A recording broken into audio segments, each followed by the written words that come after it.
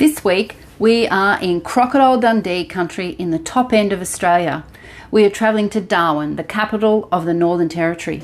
We spent a week exploring the area, including Kakadu National Park, which is so big it would cover half of Switzerland. But first, you'll get a laugh, like I did, as Lyle describes just how terrified he was when he met the 6.1 metre crocodile known as Dominator in the crocodile-infested waters of Adelaide River, and how a horse-sized, well, almost horse-sized lizard stopped us in our tracks. We tell you all about Litchfield National Park, which is home to some spectacular waterfalls and unique waterholes where you can actually swim if you are brave enough. And we tell you about the gigantic termite mounds that make the landscape look like you're on another planet. We also describe the best places to eat, the famous markets, and the best places to see one of Darwin's world-famous sunsets. Stick around to the end to hear about the real reason we're in Darwin, and I'll bet you can't guess, and learn how I was totally blown away by where I found my favourite wine of all time.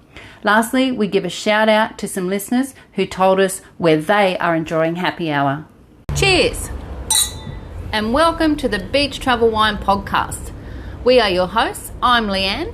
And I'm Lyle, and this is the travel podcast for beach-loving, wine-drinking couples over 50. So if that sounds like you, grab yourself a drink, sit back, relax and listen as we go travelling the world, one wine at a time. Cheers.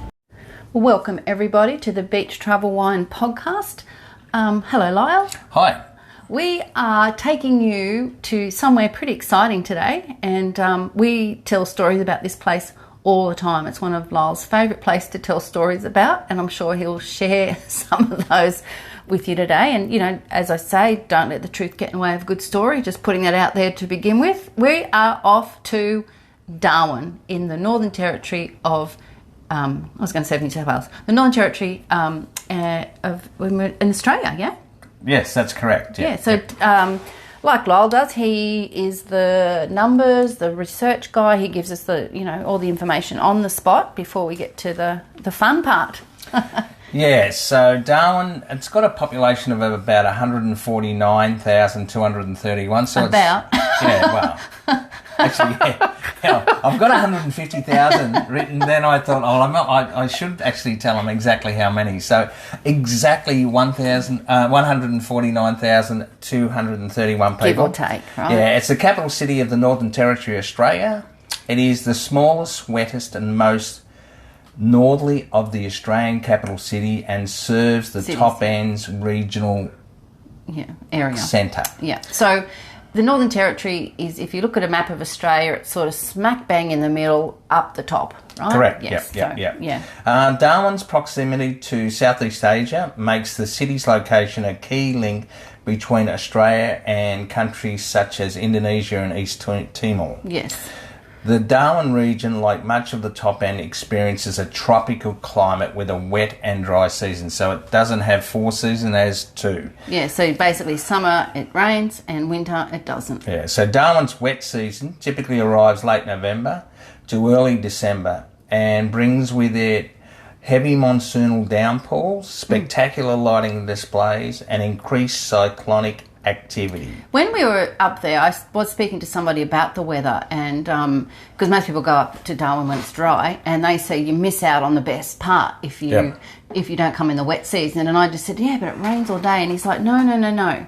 We have heavy showers, and then it clears away, and it's all steamy, and then it might rain again. But it's not continual rain all day, every day, which I thought it was. So, just tropical showers. Sorry to interrupt you there. Okay, well that's okay because I remember that particular conversation we had, and it was a very interesting one, which we'll get to a bit later. Yeah. It was a very interesting one on a very big day. It was, yes. Okay, so Darwin history. Yeah, it's got a fair bit. It's got a pretty sad history, really, hasn't it? Yeah, you know? well, and I'd say there's people that don't even know some of the history of it. Well, we certainly didn't. Not to the extent, for sure. Okay, so the Larrakia people are the traditional owners of the Darwin area, and Aboriginal people make up a significant percentage of the population. Yes. On the 9th of September 1839, HMS Beagle sailed into Darwin Harbour during its survey of the area. John Clements Wickham named the region Port Darwin in honour of the former shipmate Charles Darwin, who had sailed with them on the ship's previous voyage. Okay. So Charles Darwin was he's a pretty big botanist, wasn't he? Yeah, well, naturalist. Yeah, he documented all the plants and things that on the trip. Well, he also, I think, was initially the evolutionist. Oh, okay. So, so that's how that worked. Okay. The city has been almost entirely rebuilt 4 times, following the devastation caused by a cyclone in 1897. Right. Yeah. Another in 1937. Wow. Japanese air raids during World War II, and Cyclone Tracy in 1974. Yeah, I remember Cyclone Tracy. It was a pretty devastating event. Yeah. Because it came through on Christmas Eve, yeah. And, there was a song written, Santa never made it to Darwin. Yeah, so... Yeah, it was very sad. Yeah. In 1870, the first poles for the overland telegraph were erected in Darwin, connecting Australia to the rest of the world. The discovery of gold in the 1880s spawned a gold rush, which further boosted the young colony's development. And they actually, the guys that were doing the poles, they actually found the first gold. Okay. So on the 19th of February 1942, at 9:57, 188 Japanese warplanes attacked Darwin in 2 waves. It was the same fleet that had bombed Pearl Harbor, though a considerably larger number of bombs were dropped on Darwin than on Pearl Harbor. Yeah, so a lot of people don't understand that, it was quite severely bombed in World War II. And you can see evidence of some of those, the shrapnel and stuff still in some of the buildings. They're quite proud of showing that on the I think there was something like 60 different air raids. Yeah, it was over the time. So it was a bit of a big deal, because what I think initially the Americans and Australians had that there was a military base in Darwin, so being at the top end. And that's what, obviously, the Japanese were trying to infiltrate. Well, and obviously there was the Darwin Harbour. Darwin Harbour, I'm glad you asked me about that, is 1,220 square kilometres are estuarine areas at high water mark. Darwin's Harbour is 5 times bigger than Sydney Harbour, which they're all very proud of. Oh my gosh, they tell you all the time. Did you know that Darwin Harbour, and I've heard increased numbers of that, like 5 is like the official research, but I think someone tried to tell me it was 12 times bigger than Sydney Harbour, and they're very proud of the fact that the Darwin Harbour is a shitload bigger than Sydney Harbour, right? Absolutely, yeah. Now, you can't swim in Darwin Harbour? No, you can't. Why do you reckon you can't swim in Darwin Harbour? I know why you can't, It's full of freaking crocodiles. Yeah, saltwater and freshwater crocodiles, and also the jellyfish. You can't swim anywhere in Darwin. No, you can't. Unless it's, up a waterfall where they can't get to, or in an enclosed swimming pool. Yeah, that's right. And even then they've been found in people's swimming pools. Anyway, what else you got for me on Darwin? Okay, well, one of the nicest areas that we actually went and saw was that waterfront area. Yeah, Darwin waterfront, for sure. Basically experienced the best of Darwin tropical lifestyle with lush parklands, a man-made beach along the saltwater recreation lagoon, and Darwin's most popular attraction, the Wave Lagoon. Well, you sound like an advertisement for the Darwin waterfront there. You've just got to go with it. And it's only $7 for people over 15 to get in. And I think it's like $5 for the rest. So you fly into Darwin. Obviously, you can drive, but it is a long way. I can't even remember how long it took us to fly there from Brisbane, but. And it was COVID time when we were going through, so it was a fair bit of rigmarole at the airport to get into Darwin, and then obviously a taxi into the city of Darwin, and we had a nice apartment for the week, nice roomy sort of apartment. And the first thing we did was we walked down to the waterfront area. Yeah. And my girlfriend Annie said, you'll love that area. So off we went down there. And as you said, there's this beautiful park, a green grass park area, and they've got big shady trees, and they've got like bean bags and comfy chairs everywhere, and there are accommodation places down there, some really upmarket ones as well. But all around the bottom there are a range of different restaurants and bars, and they range from your hamburger joints to just Mexican, to upmarket, to high, high end, yeah. But we found the place called the Oyster Bar. Yeah, we said to someone, "Oh, look, we're heading down the waterfront. Where should we go?" And they said, "Go to the Oyster Bar." Yeah, we were just walking along, and these people were sitting like on a bar area, and as I walked past, I said, "Oh, mate." I said, "Where's a really good place to go for lunch?" And he said, "You can't go past the Oyster Bar." So we went over to the Oyster Bar. For lunch, and we were still there at dinner. Well, yeah, we did. We actually had lunch, and we met some locals, and they were telling us how good the wet season is. Yeah, that's right. And they were really nice guys. And then eventually, so we were there for ages, and then we walked out and we took about 10 steps because it was about dinner time. Yeah. So then we took the 10 steps back in. We figured we might as well stay. And had some more oysters. Yes, it was delicious. Yeah. So we were talking about oysters and wine, and I was really happy because the first restaurant we go to in Darwin has my favourite wine called Shaw & Smith, a Sauv Blanc from Shaw & Smith, and so I'm not sure we drank them out of their supply, but we had we give it a nudge. Yeah, we give it a pretty good nudge. But you were telling me that they have some like branded oysters, like not branded, but the type of oysters that you wanted to tell me about. Yeah, so with the menu at the Oyster Bar, there's probably that. I've never seen so many different combinations or different styles of oysters.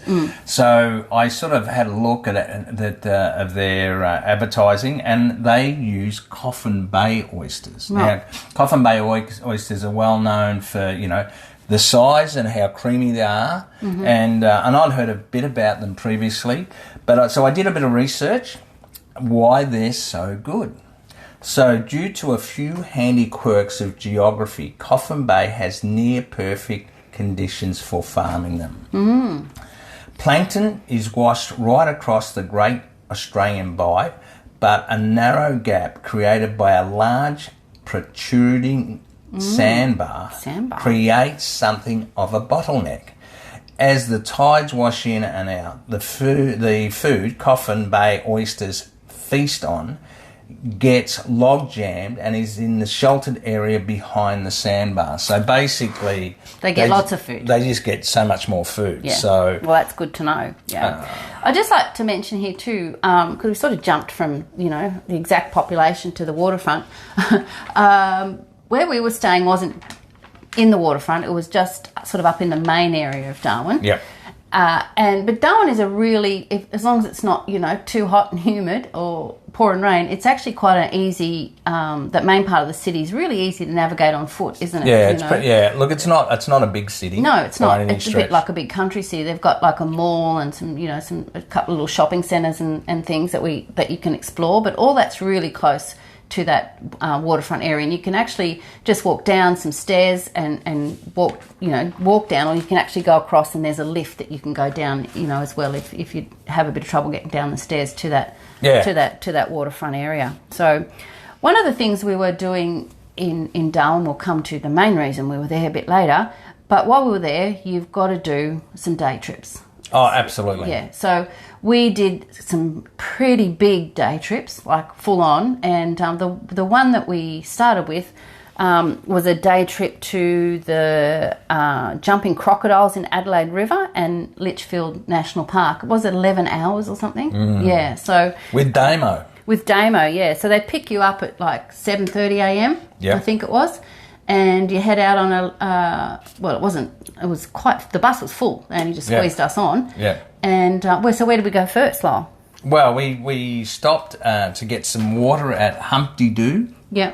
And I think you bought a new pair of sunglasses. See, I was going to bring that up. Okay, well, tell the story.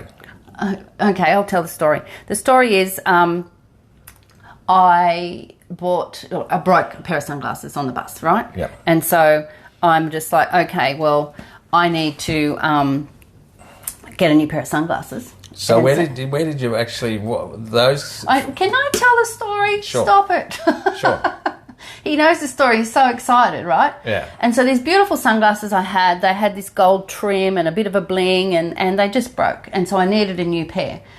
And so I went into the Humpty-Doo service station and bought a pair of sunglasses. And the funny part about that is the pair that I had on that had broken, I had bought in the glamorous Spanish island of Mallorca at this beautiful upmarket shop. So I thought I was so fancy wearing my Mallorcan sunglasses. And then the next pair of sunglasses I buy are from the Humpty-Doo service station. Sure. And guess what? They both do the same job. Yeah, sure. So that was my story. Okay, so we head off with Damo to through Humpty-Doo out to the Adelaide River. Now, the Adelaide River advertises that there's a cafe there, and you can sit and look at the views of the Adelaide River. Wow, that's stretching it, I reckon. But sure. If you like looking at a big muddy creek with beady eyes looking at you, and like other lizards running around your legs, sure, go for it. But we get there and we hop off our bus. Yeah. We walk the plank. I mean the No, I think you're right. Yeah, onto a flat bottom metal barge. Yeah. I guess, yeah. which seats 50 people. Or no, all of us on the bus. So there's probably 40 of us. Yeah. And the sides come up to about our hip, and then there's a railing, and we get a bit of a safety spiel, and we're looking at the guy on the boat who's got this big gun hanging on. It's the biggest gun I've ever seen. Yeah. And that actually was the first thing that made me think, hang on, what's going on here?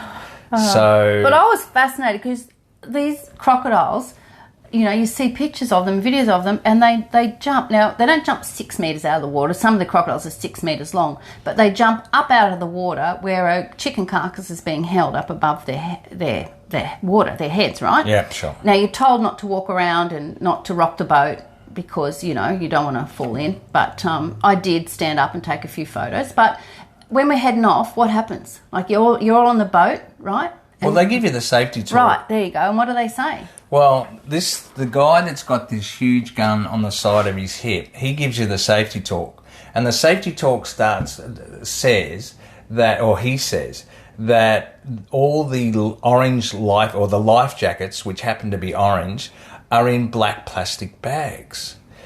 And he says, make sure you don't take the black plastic bags off the orange life jackets, because the orange life jackets, the colour orange, attracts the crocodiles. Crocodiles like bright colours, Lyle. That's what he said.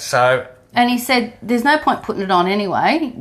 Probably the only thing you're going to be able to use that is to try and hit a crocodile over the head, or make a circle around me. Yeah. But basically, if you fall in, it's see you later, alligator. Okay. So that was... Did you get that? Yeah, see you later, alligator. Yeah. So that was the second. Yeah, we'll tell about second alert. Yeah. Now, the third alert was when the boat starts drifting off, and you see all these eyes, and at the water level. Well, you actually see them all coming towards you. Like you look around and you can see ripples in the water everywhere. We're like a beacon that they're all heading towards. Yeah. Well, they say there's like 1,600 crocodiles in the Adelaide River. I don't know how they counted them, so that's not gospel. But what I can tell you is there is that many, you cannot drive around them. You have to drive over the top of them. Yeah. So you're going ba-boom, ba-boom, ba-boom, ba-boom, ba-boom. So that's the third thing that worried me. Yes, okay. So then we're Are you in getting the middle. impression Lyle's a bit of a sook when it comes to the Adelaide River crocodiles? Like, my previous occupation, I used to have to use my intuition on risk. And this particular episode in my life, I could It was all risk. So So we've got two different opinions. Lyle would never do it again. He was terrified. I thought it was incredible. So now we're number 4. Leanne's up there and she's taking photos and she's totally oblivious to the possible danger that we're in. So you can see those photos at beachtravelwine.com with the podcast page and show notes that goes with this episode 37. Or if you want to see the actual crocodile video, if you go to Instagram at Beach Travel Wine and the story highlights, you go across to Darwin and there is Lyle shaking in his boots. But here are these crocodiles, like jumping up to get the chicken carcass. It's worth going to have a look at. It is. It's wonderful. Yeah. Wonderful. But, so anyway, while I'm showing probably some concern, Leanne looks down to me and says to me, "What's wrong? Mm-hmm. You've been a sook." And I just look at her and I thought, okay, I'm not going to open mouth, keep going, keep doing what you're doing. It is a unique, experience to have in the Northern Territory. Come on, you've got to to be honest, I agree. But, however, then they do the chicken carcass, they do all that sort of thing, and then Damo tells us that he saw a bloke the week before fishing on the bank. And this is probably my 5th alert. He said to him to get off. Yeah, quite sternly, Quite sternly, but he was concerned after he read in the paper that guy went missing, that he wasn't stern enough to tell him to get off the banks where the crocodiles are. And probably something that you've forgotten about too is when we're on the boat, we pull up.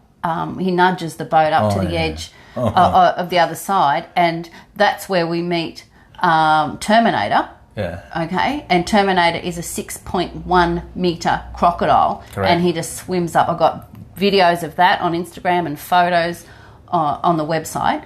But then we also meet the 3-legged crocodile called Brutus, and he's another 6 metre crocodile, and he's sort of the oldest and the boss at the moment. But the reason Brutus only has 3 legs, and this happened to him sort of previous, is he got attacked by a bull shark. And so I think that might have been, what number are you up to? 76 reasons that you don't want to do the crocodile thing? Because then we turn around and sure enough we see a shark fin and a shark is attacking one of the crocodiles right there behind the boat. Yeah. How cool. And Damo says, "You are so lucky to see this. I've never seen that happen, ever." And I'm thinking, are we lucky though? We are lucky. And to quickly finish off this crocodile tour, we head back to it's not the gangplank. What do you call that thing that you walk down back up to the boat? What is it, the jetty? Yeah, jetty. I'm sticking with gangplank. This is when I got a bit concerned because right up at the top of that is the biggest freaking lizard I've ever seen. Like the size of a small horse. And Damo, because we're at the back of the boat, he wants us to get off first. That won't hurt you, just walk past it, And the thing's got its head in the esky because he had bottles of water for us. Yeah. And he said, just sit over there in the cafe, in inverted commas, and, we'll have a bit of a rest and a snack and then we'll head off. Well, we sort of basically ran up and quickly got past that lizard. Far lap. Yeah. And we just headed straight back on the bus and just sat there because, I was a bit scared by that stage. Oh, yeah. Well... What I couldn't believe is Lamb was more scared of the small horse lizard than the crocodiles. Anyway, as I said, go and check out the website, episode 37. You'll see all the pictures. But then after that, we went somewhere pretty special. So the nice part, if you're going to define it that way, let's say the least scary part of our trip. I've got my Humpty-Doo sunnies on. We've calmed down from the encounter with the crocodiles and the giant lizard, and we head into Litchfield National Park, right? And we're there to see some waterfalls, have lunch, and some termite mounds. Sure. And you see the pictures of these things, and you just can't imagine just how amazing they are. So, tell us a bit about the termite mounds, honey. Okay. They're up to about 100 years old. These structures are unique to the northern parts of Australia. So the termites build them, their homes? They're enormous magnetic compasses with their thin edges pointing north-south and the broad backs facing east-west. This aspect thermoregulates the mounds for a magnetic termite inside who prefer high humidity and stable temperatures. But how tall are they? They're metres. Yeah, they're metres high. They're huge. And there's about 100. If you see them from a distance, they actually looks like a graveyard. But we've got photos, once again, on our website, episode 37. You can see it all there, with us standing in front of one, and it's, double... Oh, at least. Like metres high. Like they're massive, So these little termites are building these great big, homes, I guess. Sure. But back in the day, the Aboriginal people, they realised that these termites were pretty clever at keeping temperatures regulated. And what they used to do is, make a hole in the side of the termite mounds and put some of their food in there for storage, and then the termites would, do the right thing and close up that That's right. the hole. And, then the Aboriginal people come back, when they're ready and, break the termite mound again and get their food out, and it's been preserved. So really clever. So, you just come to this spot and there's one they've got a couple that are sort of fenced off because, obviously they don't want people to get too close to these termite mounds. Yeah. But they're building new ones all the time. But there's just like a whole paddock full of these massive constructions. If you didn't know they were built from termites, you'd think they were alien, I reckon. Yeah. They and there's like the obviously the local tourism centres have built actual boardwalks, so it's quite easy to walk around. And I think and obviously you've got to stay on the boardwalks, which then obviously protects the actual mounds. And the actual farmers, up there quite like them too, because they're aerating the soil, the termites. Okay. I remember they sort of eating a lot of the dead wood and stuff, and then they sort of make the termite mounds from that, and by doing that they're doing the job of aerating the soil, which is another good thing that they do. So that's the termite mounds, the magnetic termite mounds. They're incredible. I was blown away by them, actually. Maybe because I was a bit over crocodiles. I don't know. Yeah, well, I mean, the other thing is, remember Damo talking about the bushfires and how the locals organised the bushfires? Not bushfires, but...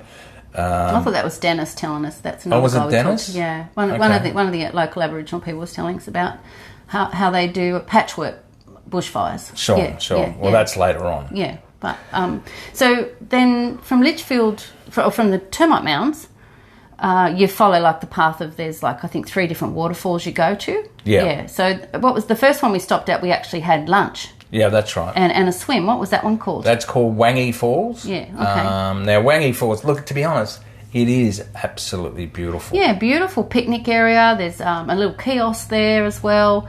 An area where you just sort of can sit and watch the people swimming. There's apparently no crocodiles in there.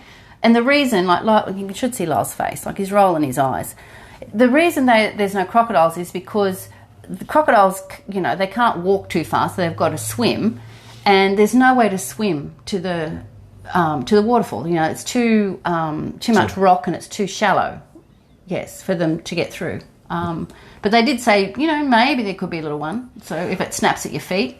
Well, but we went swimming anyway. Come on, we went in. Yeah, again, I wasn't too happy about it, but again, I didn't want to look like too much of a sook in front of my beautiful wife. And Lyle is a good swimmer, so he's like, So, but I don't think I'm that fast. But we went over to...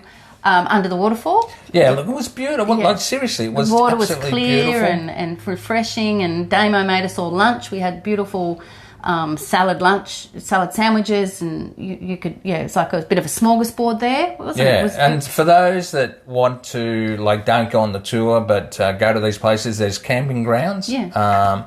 So it's pretty organised, and you've got hot and cold showers and that sort of stuff. I remember we went and met a Carlton supporter that lived in...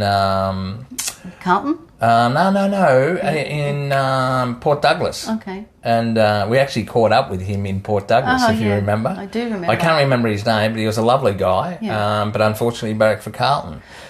So that's the first stop. Like, so you've had your Adelaide River. Sorry, Adelaide Hills. I've got Adelaide Hills on the brain there. Well, that's the Adelaide River, and then you've done the crocodile thing, and then we go for a lovely lunch in the shade and a swim in the waterfall, at Wangi Falls. Really beautiful. And the next part of our drive on this day trip is to Florence Falls. Florence Falls. Yeah. Now. 3 minutes walk from the car park. Yeah, there's the to viewing see platform. the viewing platform. Yeah. High above the falls for a panoramic view of the gorge, open valley, Florence Falls, and the waterfall below. Yeah, so you're sort of at the top of the waterfall on the other side of it. You know, so from that viewing platform, and you get some beautiful photos from there, which I did, and then you can walk down it's quite a steep staircase. Down, and you can actually swim down there as well at Florence Falls. That's another really popular spot.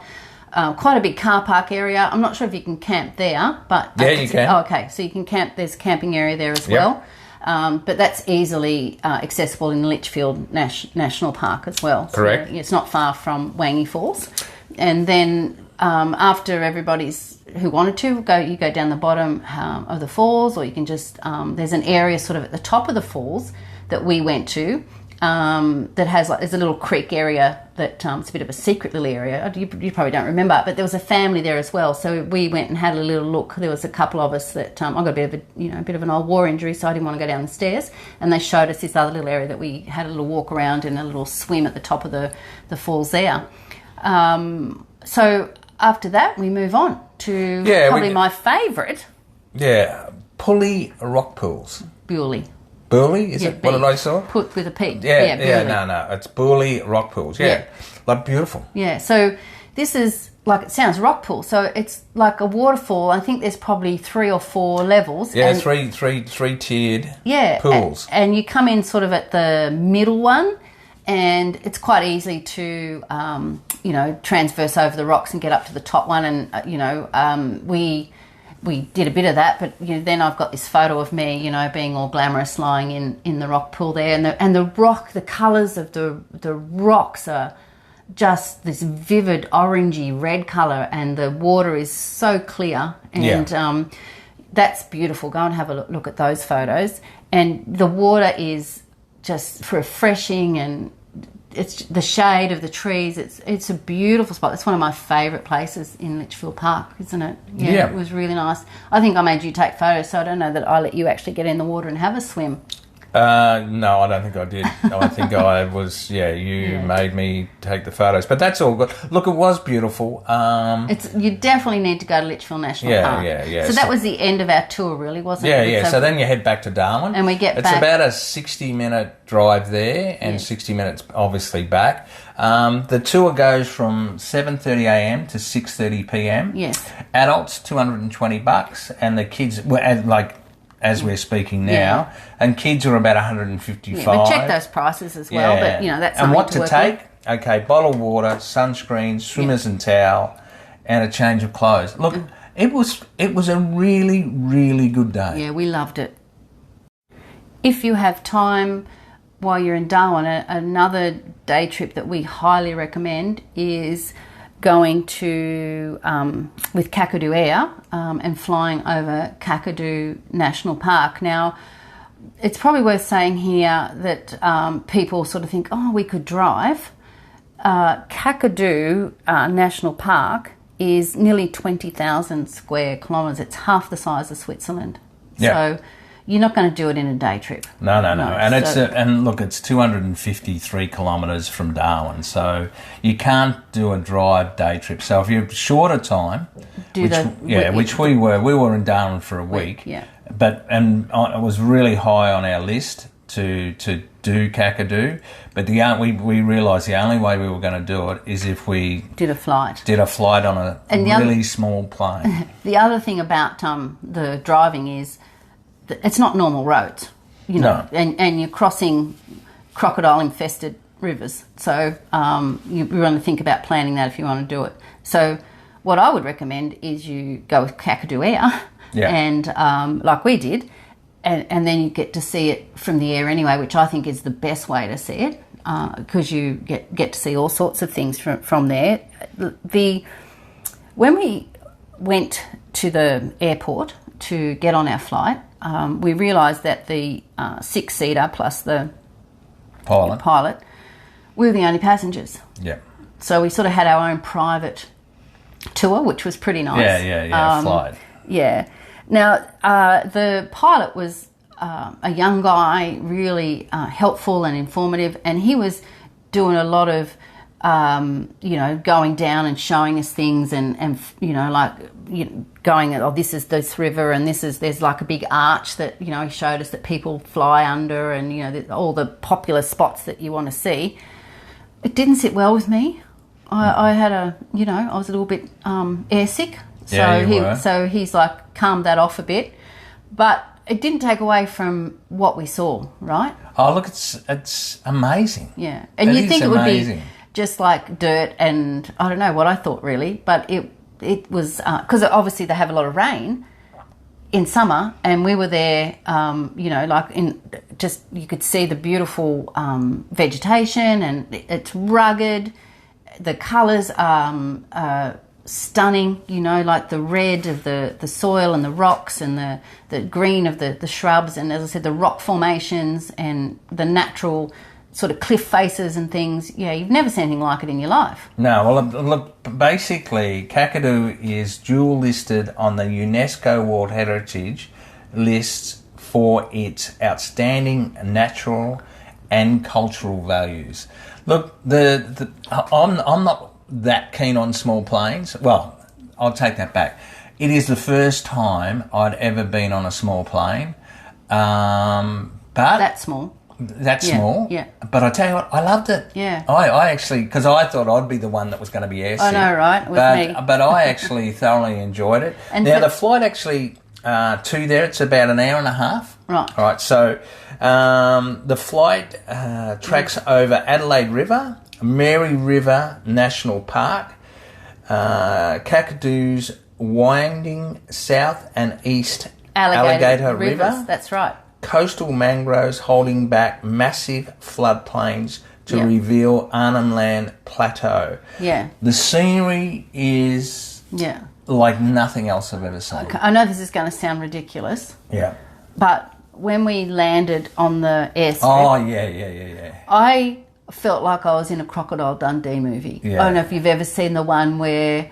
all the baddies are coming for him and they landed in this small plane. Yeah, I remember. Yeah, that was the second one, I think. I just like, that's what I felt like on this trip, Yeah. I felt like I was in the middle of a movie, know. Yeah, that's how incredible, it was, right? And you land on the actual airstrip. It's not like it's dirt. Asphalt. It's just dirt. Yeah, red dirt. Yeah. Yeah, and so we go from the airport to...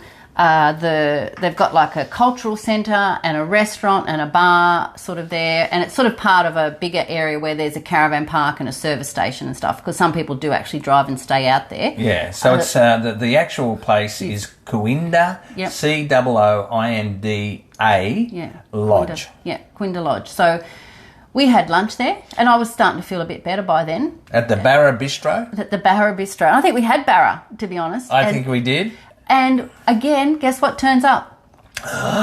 Shaw and Smith, my favourite wine. Leonita's favourite wine. I am in the middle of nowhere, Kakadu National Park, and Shaw and Smith Sauv Blanc is at this cafe or restaurant. Now, I probably should put this into context. I'll go out in, like in Queensland or other parts of Australia, in cities, and you don't often see Shaw and Smith on a menu. Yeah, it's pretty hard to find. And even when you go to Uncle Dan's to buy it, they don't often have it. It's not an easy wine to get a hold of. And well, that's partly due to the fact because it's such a great wine, there's only limited supply. Okay, but so my point, I'm in Kakadu National Park. Sure. Eating barramundi, having Shaw and Smith. Sure. That made me feel a whole lot better anyway. So yeah. Actually, you were quite happy on the way home. I'm on very the way happy. in the plane. But what happens then after lunch is part of the Kakadu Air tour. We're doing a Yellow River... Yellow Water Billabong. Billabong cruise, yes. Yeah. And that's right there where we're stopped, so you can just walk down. And there's like the billabong, and around the edge they've got some viewing platforms. It's really beautiful. Although, after doing the Adelaide River, you're a bit unsure that you should actually walk anywhere except on the path. But we get on another flat bottom boat. And this tour boat, and this was actually in COVID times, as I said before, and as I said, there was only 2 of us on the plane. But this tour should seat about 50 people minimum, and there was 4 of us, and you did feel a bit sorry for the company trying to run it, or the guy trying to run it, because his name was Dennis with 2 N's, he told me, and he was a local Indigenous guy, and it's his business, he's running this Billabong tour. And it was fabulous. Yeah. He had so much information. And so we're, like cruising around this beautiful Billabong, and, there's beautiful bird life like jabiroos, whistling ducks, kingfishers.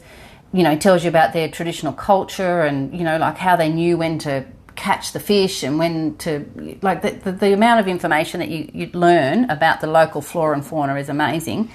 But what my favourite were, they had all these water lilies. Yep. And on the water lilies, there's this bird called the Jesus bird. Because looks like it walks on water. And it's actually, I'll look this up for you, the black-necked stilt.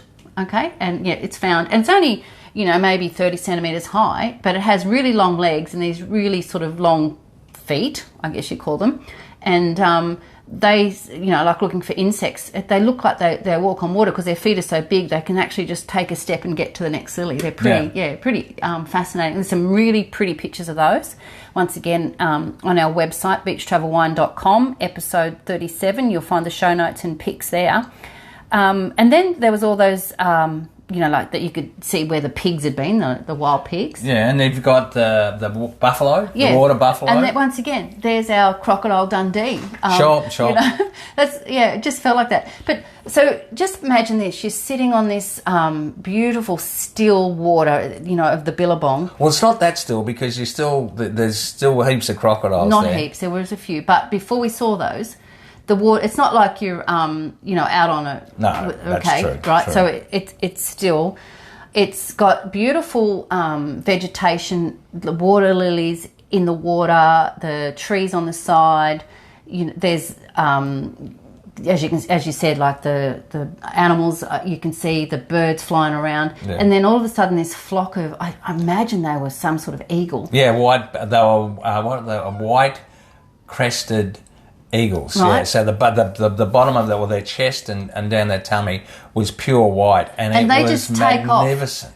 Right, and then you feel like you're in a bloody National Geographic documentary. This is the sort of thing that is stereotypical of being on a billabong in Kakadu National Park. Yeah. It was a real moment for me. To be honest, it felt like we were on a safari in like Africa. Like it was only it's Australia, but you know what I mean. It's like, and so the birds, a flock of birds would fly away, and it was just it's something I'll remember for the rest of my life. It was absolutely beautiful. Yeah. Dennis was hilarious. I'd ask him a question and he'd say to me, "That's a very interesting question."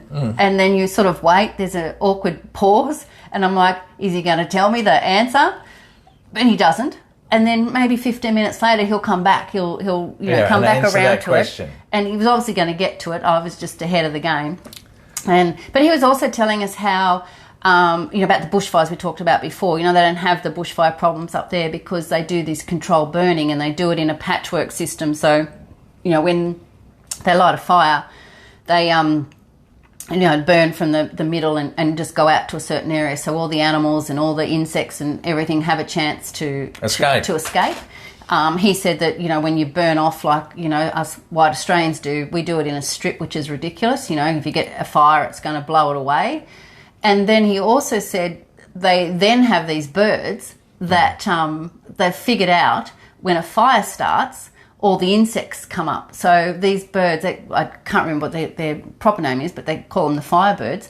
They go in when one of these fires is starting to burn down and pick up a stick that's got some, ambers on it, and they drop it further away, and so that starts another little fire. And so all these birds are flying around. And if you see birds flying around in Kakadu, in the Northern Territory, they're there catching insects because they've started that fire so they can feed. I mean, how clever is that? Yeah. He was very, very interesting guy. Yeah, it was great.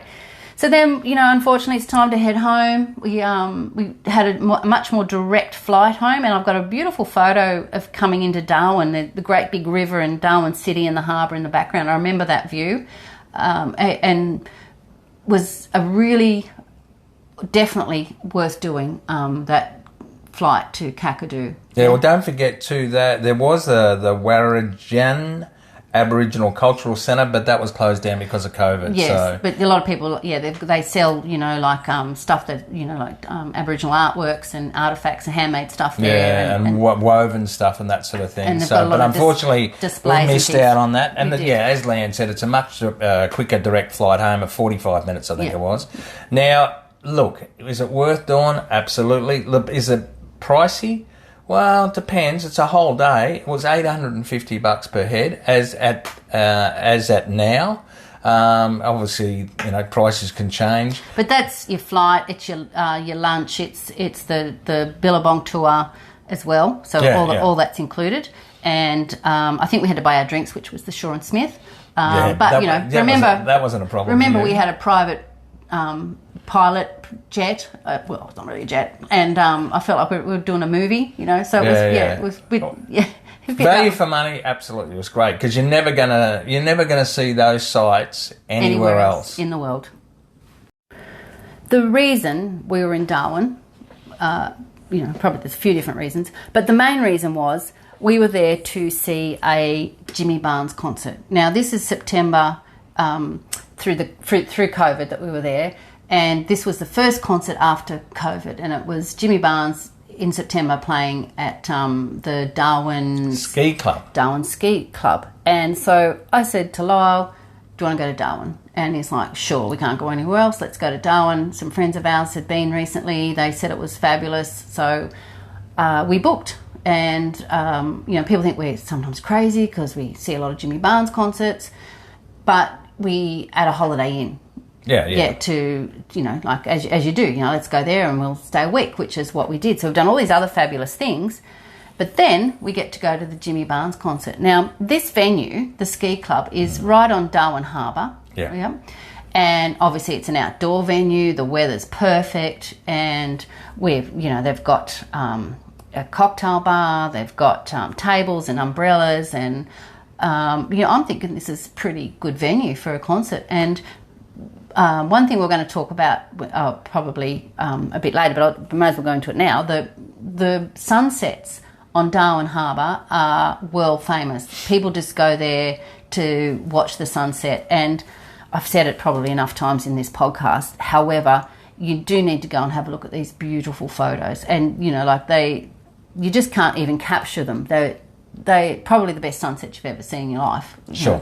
Really. No, that was spectacular. There's no question. So we're sitting there, watching this spectacular sunset, waiting for Jimmy Barnes to come on, and Lyle says, I'll go and get us a drink. I'm like, we behaved ourselves. We didn't want to get into it too early. It was too hot to be outside drinking. Yeah, basically that's the truth. Yeah. So I go up to, we had a couple of beers to start with, and they were beautiful. And then I walked back up, and I said to Leanne, do you fancy a wine? And so it was, the sun was going down, it was beautiful. The support act wasn't that flash.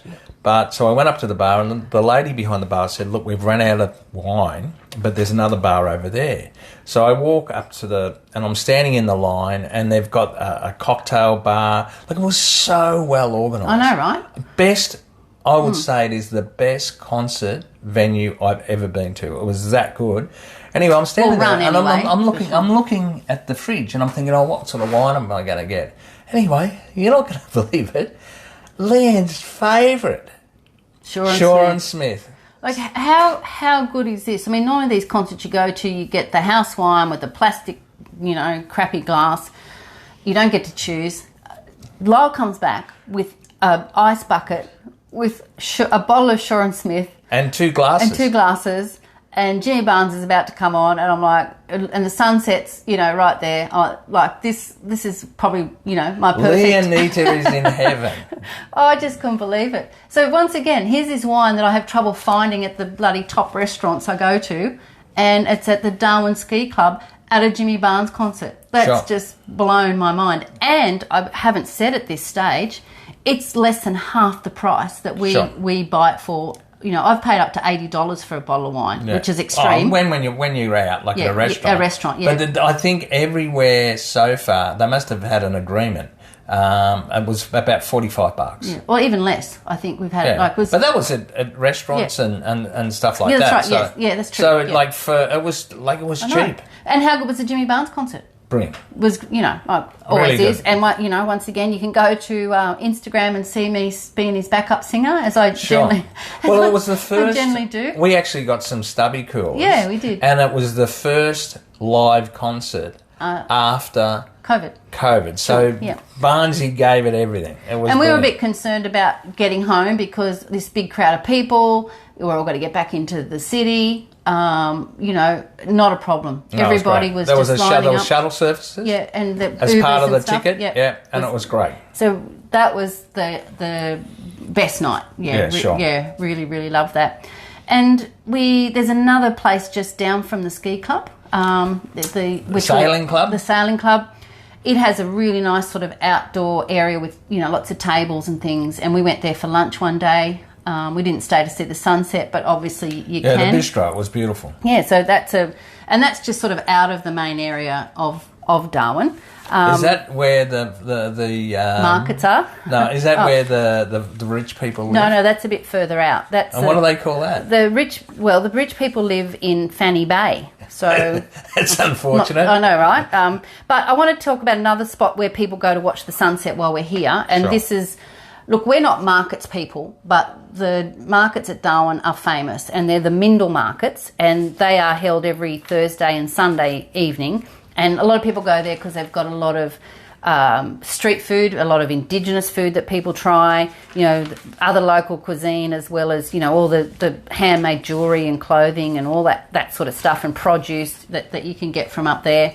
They're really popular, and people just gather. If you've probably seen the pictures of them, like basically hundreds of people sitting down with their dinner, looking at the sunset. Yeah, so that we didn't go to the markets because we'd already been to the club to see the sunset. But they have live music and entertainment. So so Mindle Market's definitely, if you want to see a sunset and want to get some food while you're there, that's where I'd recommend for sure.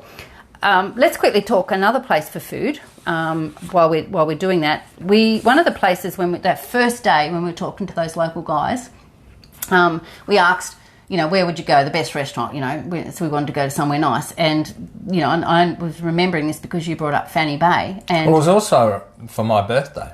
Oh, okay. Well, happy birthday. Yeah, but remember that's why that was part of the reason we went. Okay. I thought it was for Jimmy Barnes, but no, you. Yeah, but you can take the highlight. Look, that's how you sold it to me. If you remember, you said, I don't have "How would you like to go to Darwin for your birthday?" Well, and I thought, yeah, that sounds good. By the way, there's a Jimmy Barnes concert. Well, so I took you out for dinner to Fanny Bay. You're welcome. Sure. To this restaurant that we got told about, not just one lot of people, like we got told it several times, called Pee Wee's, and it's at the point of Fanny Bay, and it's beautiful. It's right on the water. Yeah. And it's hard to describe because it's not sort of outdoors. Obviously, there's a lot of mozzies and things around. And crocodiles. But it's not indoors either, so they've made it, it's a really good blend of, you think you're outdoors, but you're actually in. But they have all the locally sourced food. So they're big on the barramundi, a lot of seafood platters as well there. And, of course, they do the vegetarian, vegan options. But it's, another spot where I just got the most amazing photos of the sunset. And there's other things I remember besides the sunset was the desserts were...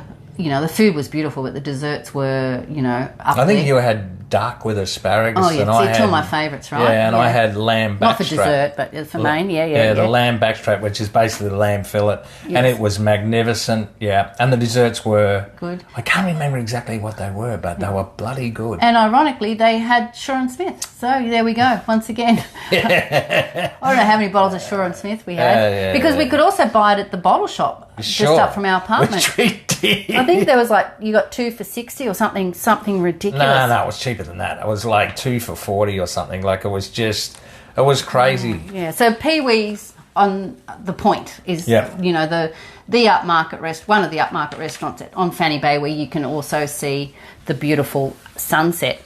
Now, quickly also, we stayed at a place called Argus, Argus Apartments, just out of the waterfront area. We had a big apartment. It was actually a 2-bed. I think it might have even been 3-bedroom. Like this massive big apartment. Yeah, I think we had the only apartment in Darwin that didn't look at water. Yeah. I don't know how we did that. Yeah. But it didn't matter. And at the time, it was for nearly $1,400 for the whole week. Now, I thought that was pretty good value because, really big apartment, full kitchen, full laundry, all that sort of stuff. Nice big balcony area, and also the pool was completely undercover, so you might think, it's cold, but in Darwin you want shade, right? And so beautiful plants, tropical plants down around that pool area. So I floated around that pool area for hours. I think we had a spare day, and I just I'm going to the pool, I'm going to read, I'm going to really enjoy that. So that's the Argus Apartments, but there are some pretty high end accommodation as well. Like there's the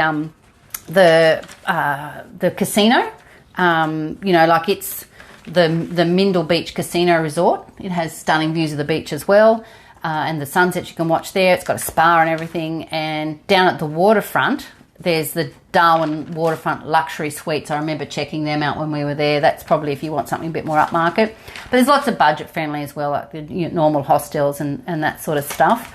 And don't forget what we said, you can actually stay out at the holiday park or camping at Kakadu National Park. So, it's worth checking that if you want to drive out there or not, fly like we did.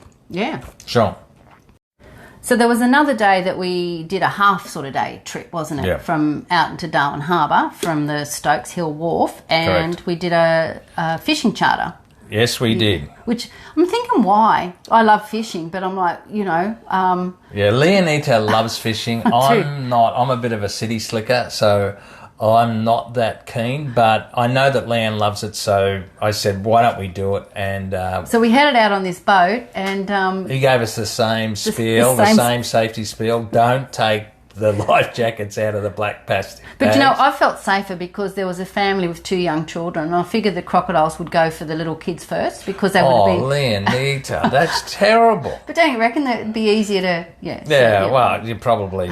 I wouldn't throw them in, but, I see where you're coming from. But anyway, we did it, and it was... You caught a shark, and I've got that on film on our story. Now, it wasn't a very big shark. No, well, it was, 70 centimetres long, maybe a metre. Yeah, it was cool. Someone we caught a barracuda. Yeah, that's right. The other gentleman, he was a very nice guy. Yeah, so we got that. We got a picture of that as well. But I've got you reeling in a shark. I thought that was pretty careful. Did you get anything?